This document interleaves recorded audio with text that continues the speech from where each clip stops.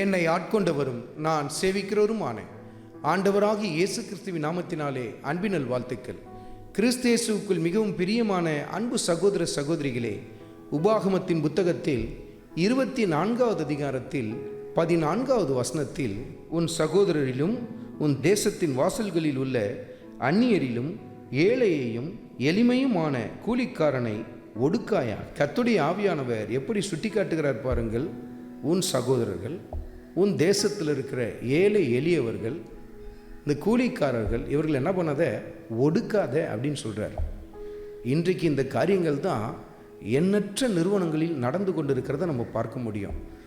குறைந்த ஊதியம் ஆனால் அதிகப்படியான வேலை பளு என்று சொல்லி நிறைய இடத்துல நம்ம பார்க்க முடியும். 5 பேர் செய்ய வேண்டிய வேலையை 2 பேர் கரங்களில் கொடுப்பாங்க. ஆனால் கொடுக்குற ஊதியம் பார்த்திங்கன்னா ஒருத்தர் கூட போதுமானதாக இருக்காது. அவங்க குடும்பத்தை நடத்தத்தக்கதாக இருக்காது. நிறைய வருமானம் வரும், ஆனால் சம்பளம் கொடுக்க கையே வராது பாருங்கள்.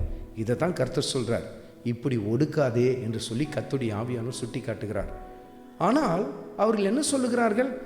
உங்களுக்கு என்ன தெரியும், எங்களுக்கு எவ்வளோ செலவு இருக்குது தெரியுமா, எவ்வளோ நாங்கள் பிரச்சனையை சந்திக்கிறோம், இப்படி நாங்கள் அள்ளி கொடுத்தா அப்புறம் நாங்கள் நஷ்டத்தில் தான் போவோம் அப்படின்னு சொல்லுவாங்க. ஆனால் கர்த்தருடைய ஆவியானவர் சுட்டி காட்டுகிறார், அருமையான மகனே, அருமையான மகளே, நீ செய்கிற அநியாயத்தை நியாயப்படுத்தத்தக்கதான பல காரண காரியங்களை நீ சொல்லி கொண்டிருக்கலாம். ஆனால் கர்த்தர் சொல்லுகிறார், நீ அவர்களை ஒடுக்கி கொண்டிருக்கிறாய் என்று சொல்லுகிறார். இன்றைக்கு உங்களிடத்தில் வேலை செய்கிறவர்களுக்கு சரியான முறையில் சம்பளம் கொடுக்கிறீர்களா? உங்கள் வீட்டு வேலையை செய்கிற வேலைக்காரர்கள், வேலைக்காரிகள், அவங்களுக்கு சரியான சம்பளம் கொடுக்குறீங்களா? உங்கள் நிறுவனத்தில் வேலை செய்கிறவங்களுக்கு சரியான சம்பளத்தை கொடுக்குறீங்களா? உங்களுக்கு தெரியும் இல்லையா, இவங்க இவ்வளோ வேலை செய்கிறாங்களே, உங்களுக்கு நம்ம இவ்வளோ சம்பளம் கொடுத்தா தான் நல்லதுன்னு உங்களுக்கு தெரியும். ஆனாலும் பாருங்கள், மனசு வரதில்லை பாருங்கள். கர்த்தர் சொல்லுகிறார், இப்படிப்பட்ட காரியத்தை எல்லாம் விட்டுவிடுங்கள் என்று சொல்லுகிறார். எஜமான்களே, உங்களிடத்தில் வேலை செய்கிறவர்களுக்கு நிறைவான ஊதியத்தை தாங்கள், அது உங்களுக்கு ஆசீர்வாதத்தை கொண்டு வரும் என்று சொல்லி கர்த்தருடைய ஆவியானவர் சுட்டி காட்டுகிறார்.